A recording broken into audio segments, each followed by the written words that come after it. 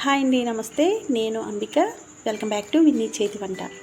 ఈరోజు విన్నీ చేతి వంటలో మనం సమ్మర్ వచ్చింది కదండి, ఎన్నో రకాల వడియాల్ని ప్రిపేర్ చేసుకుంటాం కదా. దానిలో భాగంగానే ఈరోజు మినప వడియాల్ని ఏ విధంగా తయారు చేసుకోవచ్చో చూపిస్తానండి. ఈ వడియాలు అయితే చాలా సింపుల్గానే తయారు చేసుకోవచ్చు. అలాగే ఇవి రసంలోకి, సాంబార్లోకి, దేనిలోకైనా చాలా టేస్టీగా ఉంటాయి. మనం ఖాళీగా ఉన్నప్పుడు ఇవి కొద్దిగా ఫ్రై చేసుకుని తిన్నా చాలా బాగుంటాయండి.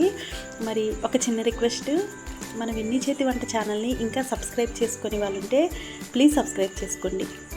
మరి వీడియోలోకి వెళ్ళిపోదాం. ముందుగా నేను ఇక్కడ 1 కేజీ పొట్టు మినపప్పు ముందు రోజు నైటే నానబెట్టుకున్నానండి.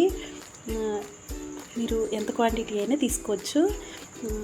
దీన్ని పూర్తిగా ఒక నైట్ అంతా నానిన తర్వాత ఈ విధంగా శుభ్రంగా కడిగేసుకోవాలి. నేను ఇక్కడ పొట్టు పూర్తిగా పోనివ్వకుండానే కడిగానండి. కొద్దిగా పొట్టు ఉంచేసాను. ఈ విధంగా చూపిస్తున్నట్టు ఈ విధంగా కడుక్కోవాలి.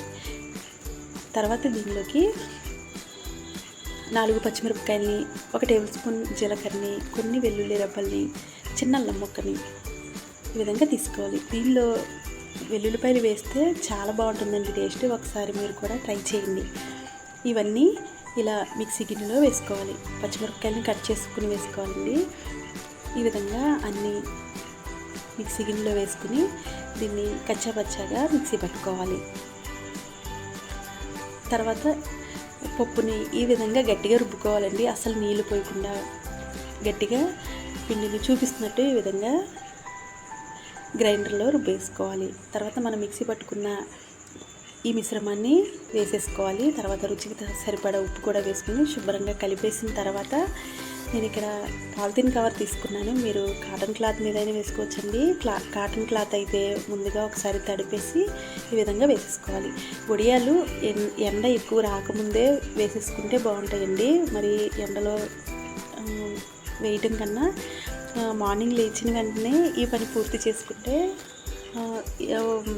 ఒకరోజు సాయంత్రంలో కల్లా ఇవి ఎండిపోతాయి. ఈ సమ్మర్లో ఎండలు బాగా ఎక్కువగా ఉన్నాయి కాబట్టి ఒక రోజులో ఎండిపోతున్నాయండి. ఈ విధంగా సాయంత్రంకే నాకు ఇలా ఉన్నాయి. చూసారు కదా,